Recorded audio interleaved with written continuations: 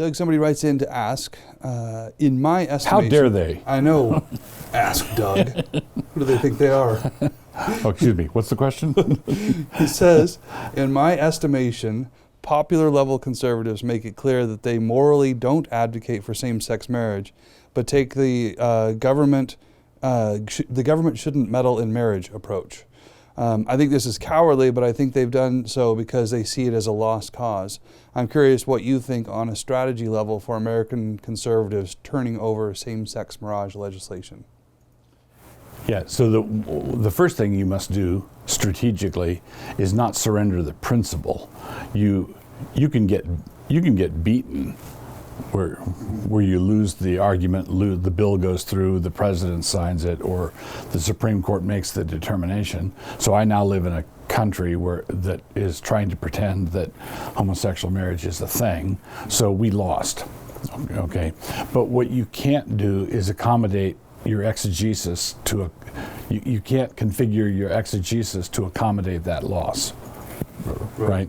So and then if you do that, and then you're beating a retreat, and you feel bad about the route, you come up with socially libertarian things. Well, I don't think the government ought to be involved in the marriage business anyway, which is just crazy. Okay, it's just crazy, because if there's to be a magistrate at all, then the magistrate adjudicates property and custody issues. And what is more right at the center of property and custody than marriage, right? So Solomon is the one who decides who gets the baby. It's a custody battle. Who's the real mom? Solomon decides that. If there's a property line dispute, the referee, whoever it is that's settling the property line dispute, has to know what marriage is. What counts as a marriage, what doesn't count as a marriage. So if Billy promises Susie in the back seat of a car that he'll love her forever and a day, does she have a right to his estate?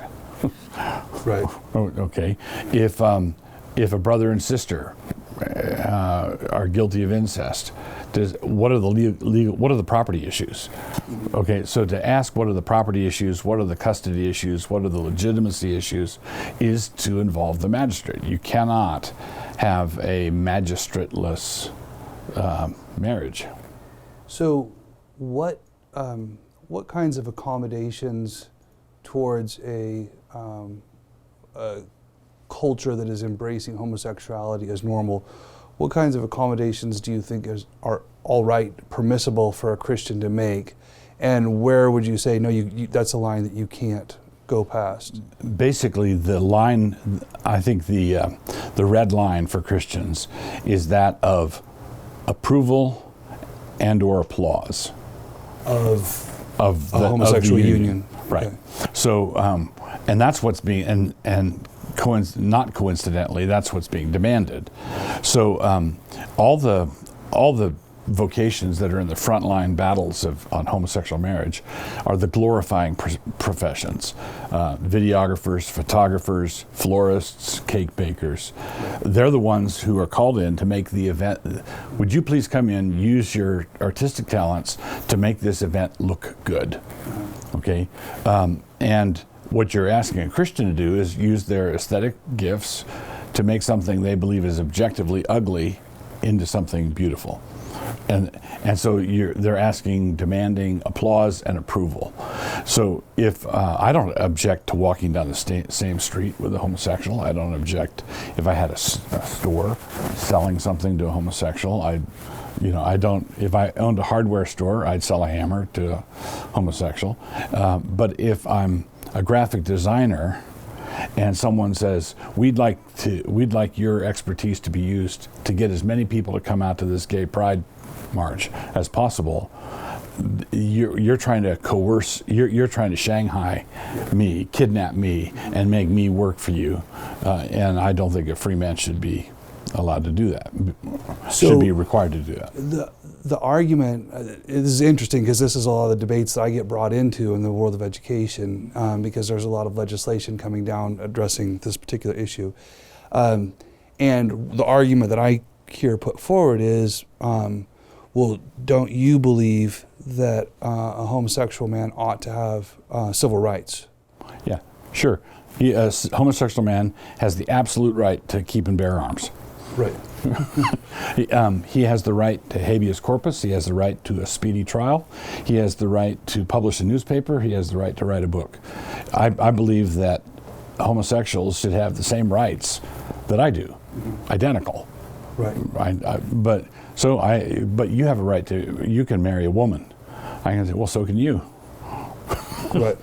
Right. You can't just say, well, let's back out, and you have a right to get married. And I don't have a right to get married because of certain choices I've made, because of the identity I've adopted. Well, I'd say, well, fix that. Mm-hmm. Basically, I'm not taking away from him anything, right? He says, well, you have a right to get married.